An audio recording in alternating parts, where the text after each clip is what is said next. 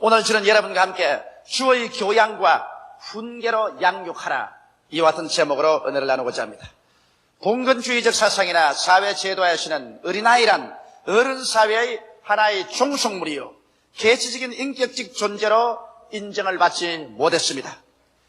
우리 성인들이 옛날 어린아이로 자란 시절은 대개 이와 같은 사회 풍토 속에서 성장했었습니다. 그러나 오늘날 20세기에 자라는 어린이들은 단지 어른들의 종속물이라는 위치를 벗어나서 귀중한 개체적인 인격자로서 법률적 사회적 보호를 받고 있습니다. 그러나 하나님의 말씀은 벌써 수천 년 전부터 어린이에 대하여 봉건사회에서 생활하는 것과 판이하게 다르게 가르치고 있습니다. 성경 10편 127편 3절 5절에 보면 자식은 여호와의 주신 기업이요 태의 열매는 그의 상급이로다.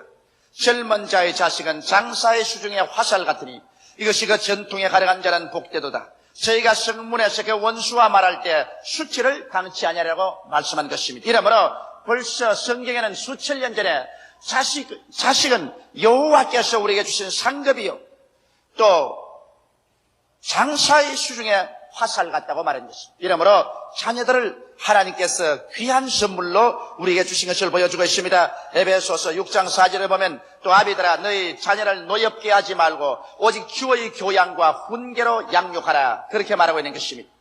오늘 우리는 국가가 제정한 어린이날을 맞이하여 어린이들에 관하여 깊이 생각해보는 시간을 함께 가져야 되겠습니다.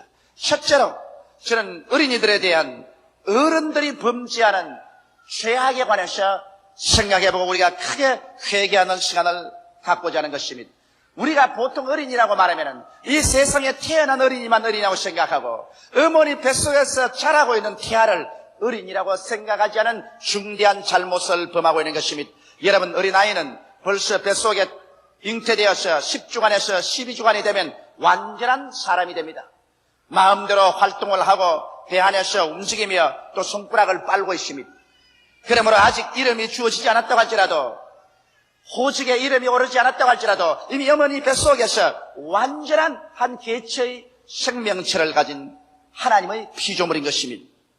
이렇기 때문에 우리는 어머니 뱃속에서부터 있는 어린아이를 생각하지 아니하고 이 어린이 주간을 축하할 수가 없습니다.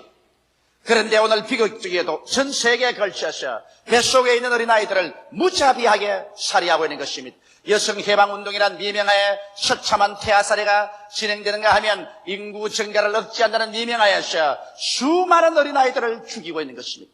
히틀러는 제2차 세계대전 당시에 600만 명의 유대인을 학살했기 때문에 역사와 세계에 널리 알려지고 길이길이 지탄받고 있습니다만 뱃속에 있는 어린아기는 수천만 명이 살해를 당하고 있는데도 불구하고 세계의 양심은 그에 대해서 아무 말도 하지 않고 있으며 이러한 범죄들을 부모가 아무런 마음의 가책 없이 진행하고 있는 것입니다. 저는 1984년 9월 10월 합본호에는 데스티니라는 미국 잡지에서 오늘날 미국 사회에서 얼마나 많은 태아가 살해되고 있다는 사실을 기록한 것을 읽어보았습니다. 매일 4,200태아가 낙태란 이름으로 죽어가고 있으며 매 20초에 한 태아가 살해되고 있는 것입니다. 1974년 3년 1월 22일 미국 대법원에서 낙태가 허락된 이후로 1984년까지 무려 1,500만 태아가 살해를 당한 것입니다. 오늘날 미국의 화장터에서는 하루에 4,000명의 태아를 불로 태워서 그런 무더기에 던지고 있는 것입니다. 여러분 생각해 보십시오. 어느 국지전쟁에서 하루에 4,000명이 죽어갔다면 세계적인 뉴스가 됐을 것입니다. 그런데도 불구하고 4,000명의 태아가 매일같이 화장터에서 잿더미로 변합니다만 아무도 거기에 대해서 말하지 않고 있습니다.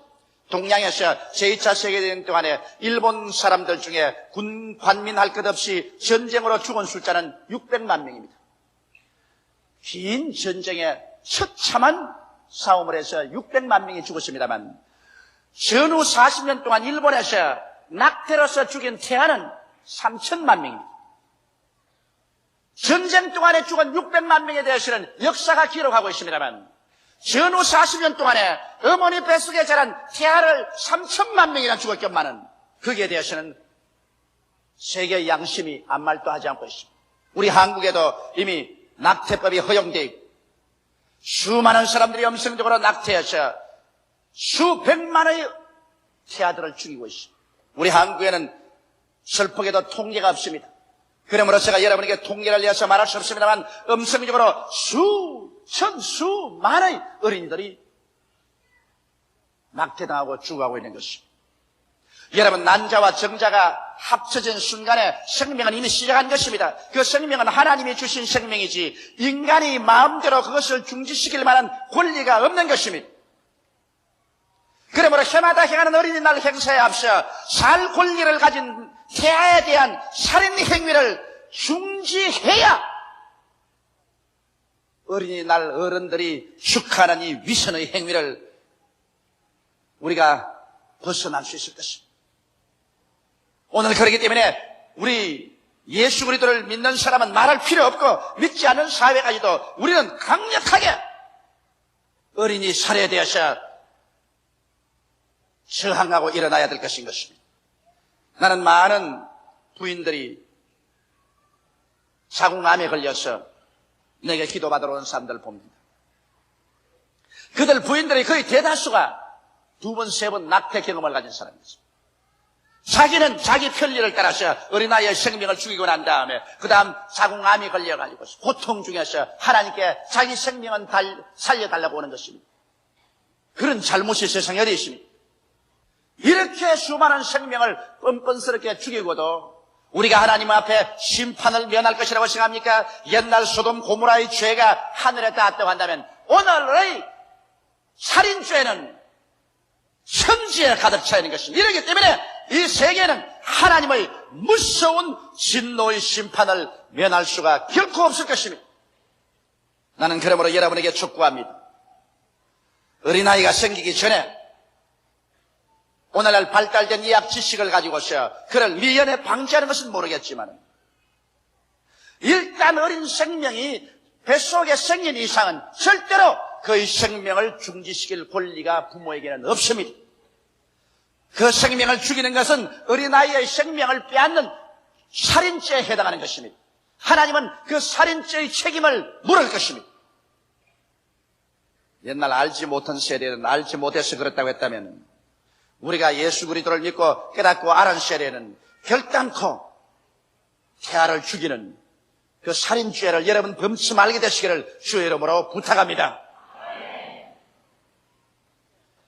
둘째로 이제 오늘날 우리에게 다행스럽게 낙태가 되지 않고 천우신조로 태어난 우리 애기들, 이 애기들을 우리가 어떻게 키울 것입니까? 저는 오늘날의 어린이들을 보고 포식세대의 어린이라고 부릅니다. 왜 포식세대라고 하느냐? 우리가 자랄 때는 전쟁과 전후복구 시대에 자랐기 때문에 수없이 많은 날들을 배고픔과 헐벗음과 고통 속에서 자라났었습니다. 그러므로 우리에게는 밥을 먹는다는 것이 얼마나 중요한지 말을 할 수가 없습니다. 저는 지금이라도 매일같이 밥상에 밥이 올라올 때 자동적으로 내 마음속에 얼마나 감사한지 몰라요. 밥을 먹을 수. 내가 우리 애들 보고서 밥상에 밥을 얹어놓고 먹는다는 것이 얼마나 고마운지 모른다. 밥 한 톨이라도 흘리지 말라면 그걸 뭘 그렇게 감사하게 생각합니까? 우리만 밥 먹나요? 우리 동포들이 다 먹는데. 포식세대에서는 밥 먹는 것이 얼마나 귀한지를 모릅니다. 옛날에 옷 한 벌 입으면 그걸 가지고 365일을 입지 않았었습니까? 옷 입는 것, 신발. 우리 어른들이 자란 시대는 전쟁과 전후 세대의 고통과 독구 시대에 자라났기 때문에 정말 수많은 결핍 중에서 자라났었습니다. 그 결과로 우리들의 마음속에 어떤 결심이 생기냐면 내 자식만은 잘 먹이고 잘 입히고 공부 잘 시키고 잘 키워야겠다. 이것이 과도하게 되어가지고서 오늘날 어른들의 과보호로 말미암아 어린아이들이 온실 속에 자라는 화초와 같이 되어버리고 마는 것입니다.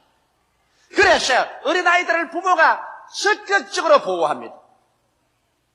이래서 절대로 어린아이에게 정신적인 부담도 안 주려고 하고 육체적인 힘든 일도 시키지 않으려고 책임감 있는 일도 베끼지 않으려고 모든 것을 부모가 다 맡아버리고 어린아이들에게는 어찌하는지 편안하게 자라게 합니다. 이러므로 인내력이 어린아이들이 무척 약합니다. 체력도 약하고 정신력도 약해서 조그만 일을 당하면 견디지 못하여 오늘 어린아이들이 얼마나 많이 자살합니까? 조그마한 일이 생겼다고 해서 학교에서 시험이 되겠다고 해서 자살하고 부모에게 꾸중 들었다고 해서 자살합니다. 인내력이 그와 같이 약해지고 마는 것은 과부 때문에 그렇게 된 것이며 거기에다가 쉽게 탈선합니다. 조금만 어려움이 있으면 그만 집을 나갑니다. 요 사이 애들 키우기 얼마나 겁이냐면 조금만 심한 꾸짖음 하면 그건 보따리 쓰고 나갑니다. 우리 집 애들도 나에게 여러 번 협박했습니다. 내가 좀 강하게 꾸짖으면 나보고 직접 말하지 않고 제 어머니에게, 아버지에게 나간다고 하십시오. 그래서 내가 그토록 말하면 나가도록 내버려 둬라. 나가가지고서 얼마나 배고프고 춥고 괴로운 것이었던 것을 한번 배워보라. 말은 그렇게 하면서 속으로 나가면 어쩔 거 싶어가지고서 내 기도실에서 아버지를 나가지 않게 하여 주시옵소서 기도하는, 이것이 부모의 마음입니다. 여러분, 우리 어릴 때 어디 감히 나간다는 말합니까? 부모님께 종아리를 맞고 피가 흐름에도 불구하고 나가는 말 한 번도 한 적이 없습니다. 그런데 오늘날 이렇게 쉽게 탈선한 어린이들, 이것은 정신적으로 약하게 길렀기 때문인 것입니다.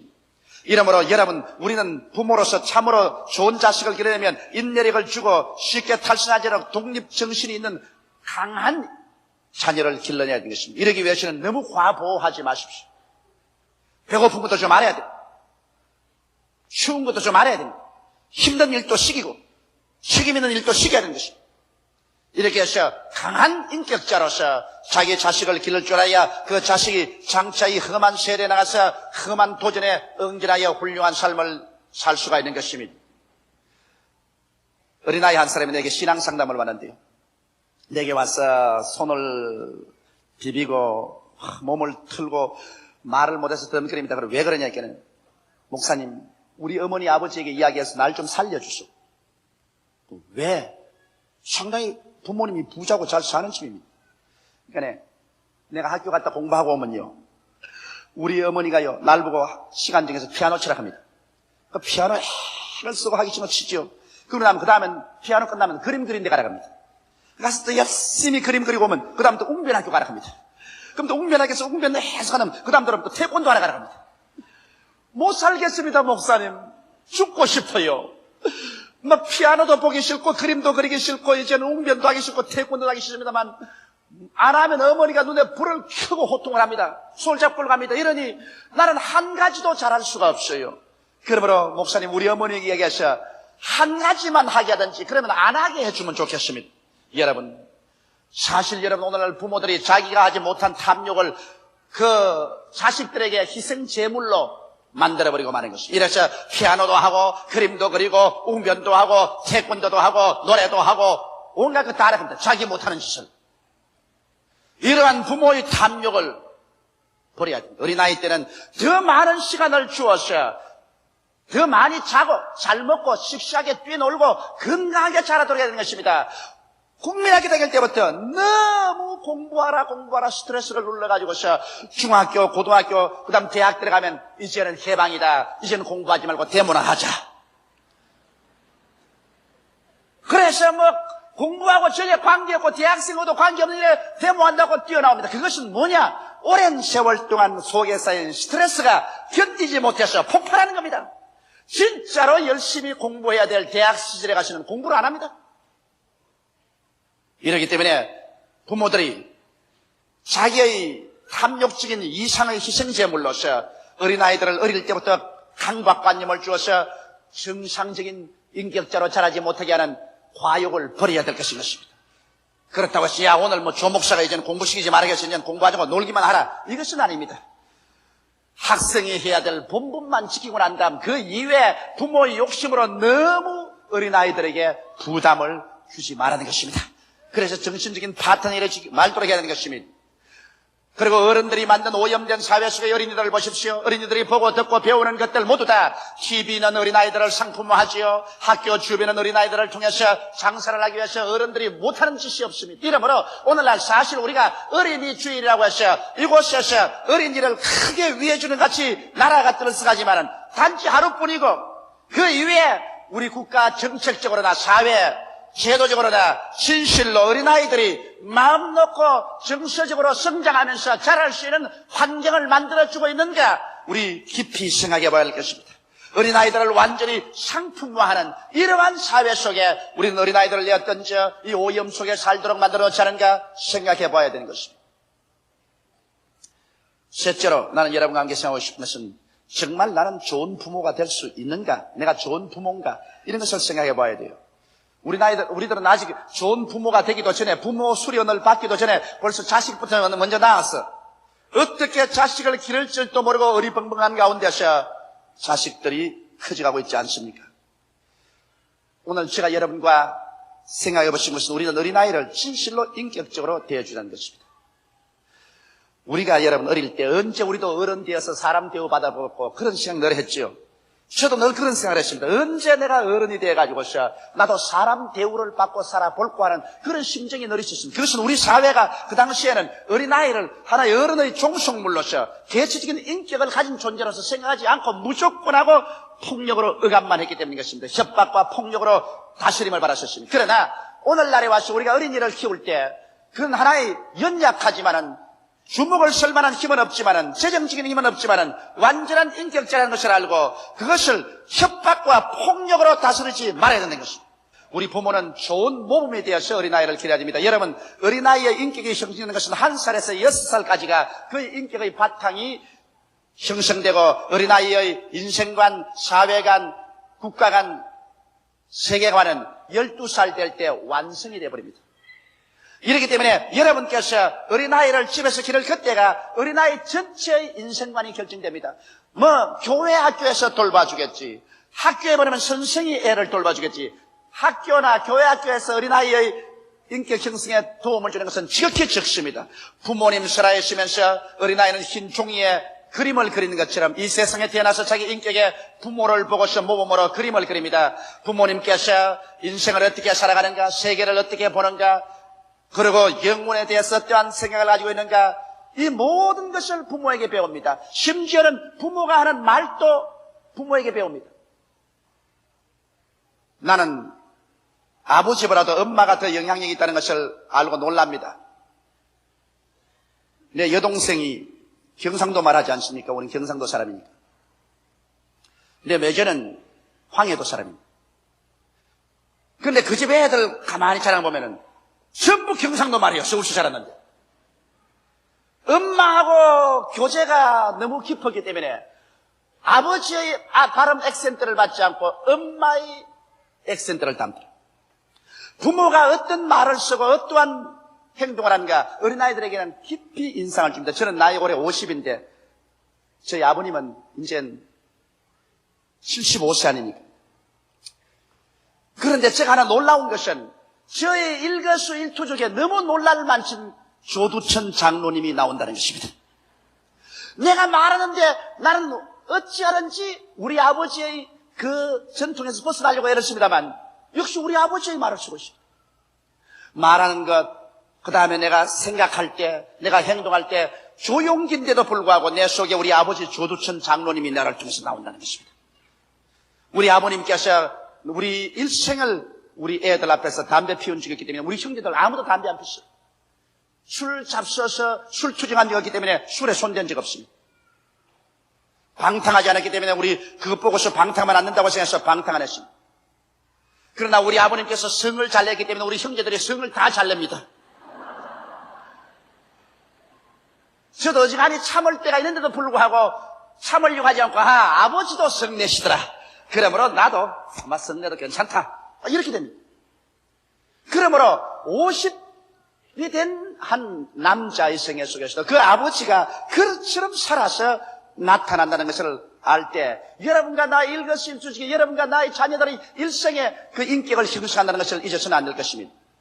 이러므로 여러분께서 부부간에 인정 있게 살고 부모와 자식 간에 인정 있게 살면 그것이 자녀의 일생을 형성합니다. 그러나 아버지가 엄마를 때리고 그냥 엄마가 아버지에 대항해 싸우고 하면 부부라는 것은 때리고 싸우는 것이로구나.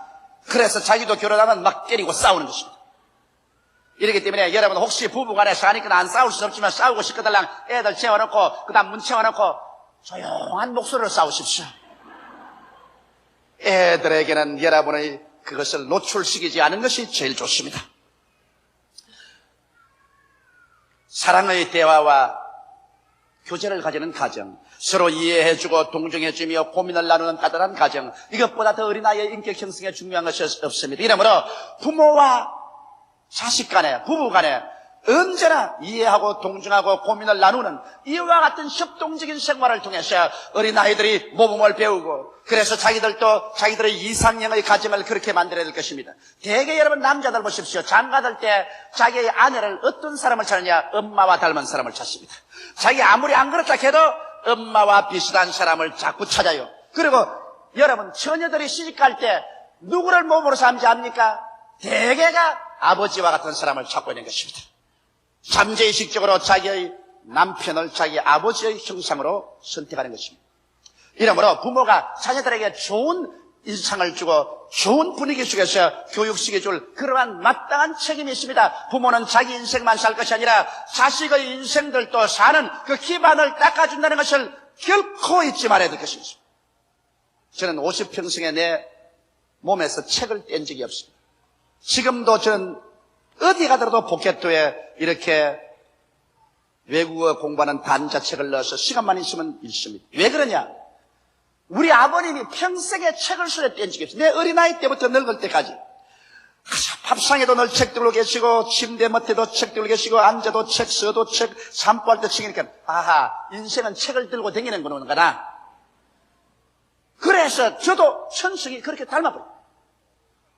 이러므로 여러분께서 자녀들에게 좋은 모범과 좋은 습관을 주어서 참으로 훌륭한 인생을 살게 하는 훌륭한 부모가 되시기를 주의 이름으로 축원합니다.